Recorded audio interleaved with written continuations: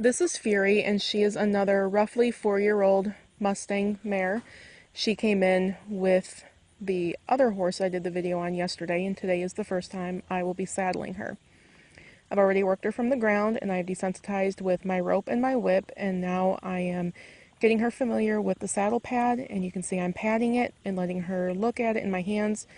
The thing with this horse is she's not overly curious of stuff on the ground.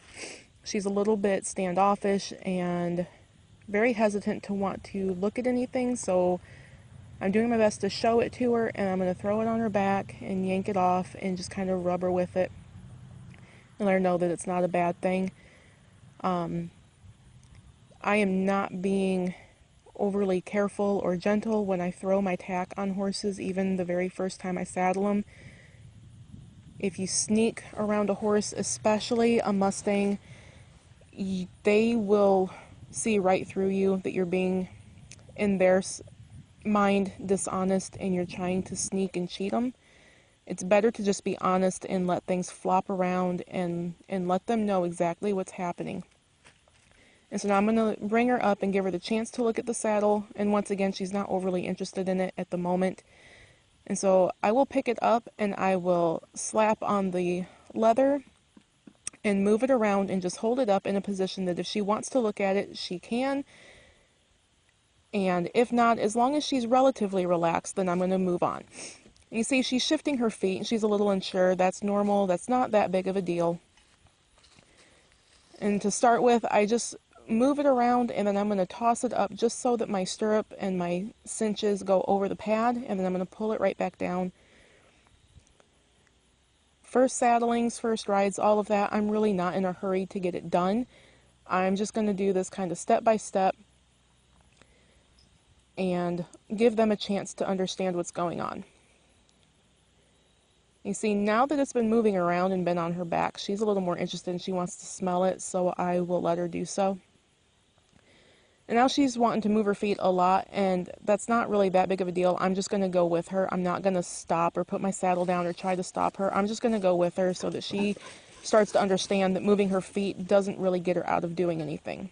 And I'm about to switch sides, so I'm going to go ahead and bring her back to the center and approach her right side and rub her neck.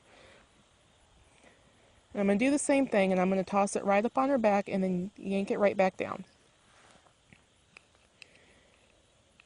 You can see now she really wants to check it out, and she sniffs on it and rubs her lips all over the leather.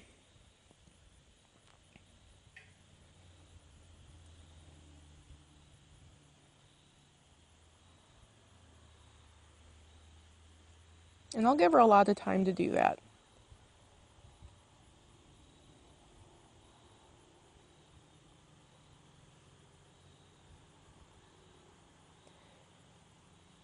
And now she starts moving herself around, and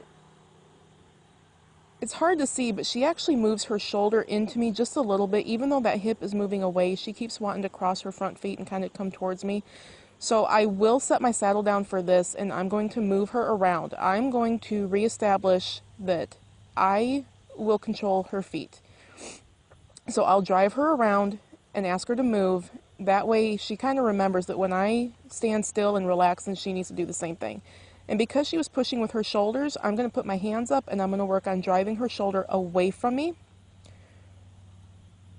Horses tend to push on people or other horses or anything with the front end of their body. So yielding the forequarters and driving that shoulder away and then stopping as soon as they move their feet away from you really helps to just build a lot of respect from them without really scaring them. And now she's going to come over and stand pretty quiet. And so I'll pick everything up and throw it on her back and rub her and let her know she's doing good again. And now that the saddle's on her back, I'm going to take a step back and just let her kind of look at it out of both eyes.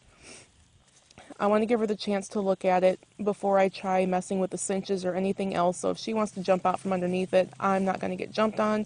And at this point, the saddle will come free. And I let my cinches down and realized that it's too short on the right side. And my short latigo is very stiff. And instead of risking kind of punching her in the shoulder to drop my cinch down, I end up just yanking my saddle off and throwing it on the ground to adjust that. And I'll put it back up there.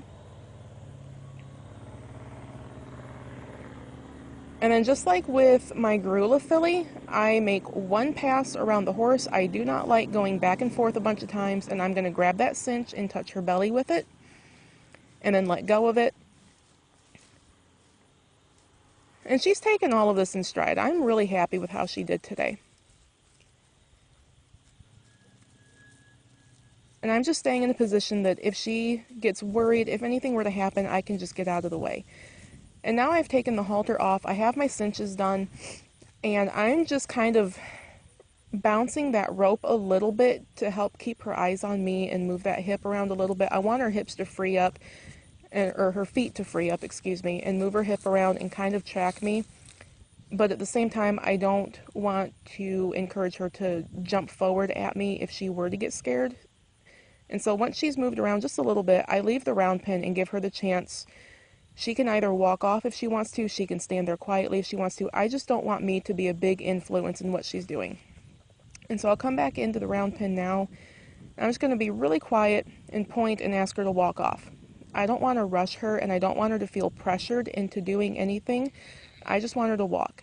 And you'll see she's a little bit worried about the saddle, and she'll walk a little bit, and then she gets worried and she tenses up and she stops. And I just keep asking her to walk. And there she thought about kind of jumping forward, and then she just stopped. That's not too big of an issue. I kind of like that instead of just losing her mind, she is wanting to check out what's going on and think about it before she really reacts too violently. And then once she walked a little bit and freed up some more, I went ahead and changed directions, and I stepped out in front to have her look at me.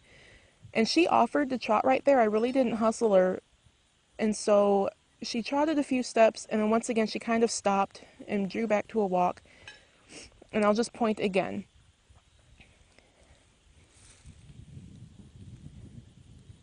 And now that she's moving around a little bit more freely, she's gotten just a little more comfortable, I'll start pointing and kind of asking her to keep moving forward, and if she offers to trot, then that would be great.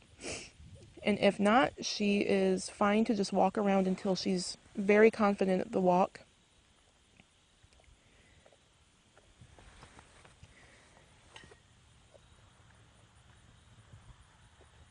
And we go ahead and have her trot. And that go, stop is pretty typical for colts. Some of them will just cut loose and bolt or buck or go crazy, and some of them kind of take a few steps and then want to stop, and then take a few steps and want to stop. Both of those situations are normal. It just depends on the horse. And so I'm just going to gently encourage her to keep moving around and to trot a little bit, and then I'll reverse the direction.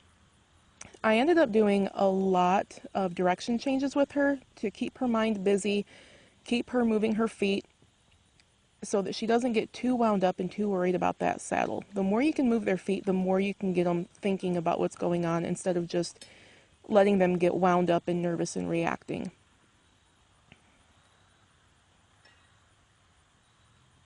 And we change sides, and she's doing the same thing again, just kind of go, stop, and that's all fine. And I just keep asking her forward.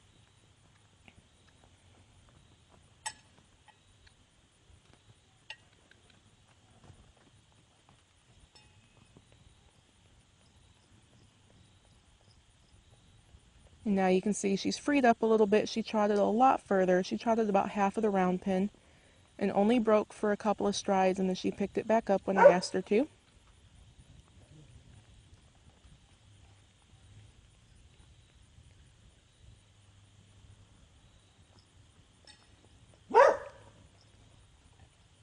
And now that she's freed up and she's trotted a lot nicer and smoother, I'm going to change direction again and point her the other way.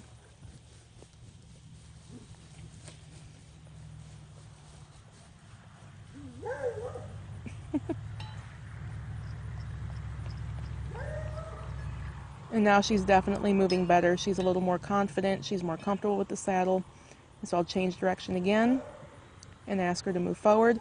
My video actually got cut short. She did lope in the round pen. I have a very short bit of it on the video here, but I did get a lope out of her, and that was just as smooth as the walk and trot have been.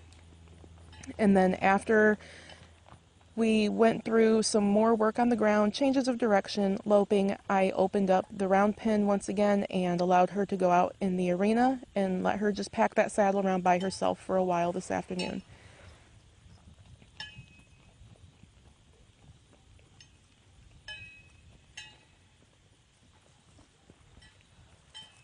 Now she's starting to stretch out the trot, and right here we get a little lope. And I just kept at that and chipped at it until I got a couple good circles, and then we let her be for the afternoon.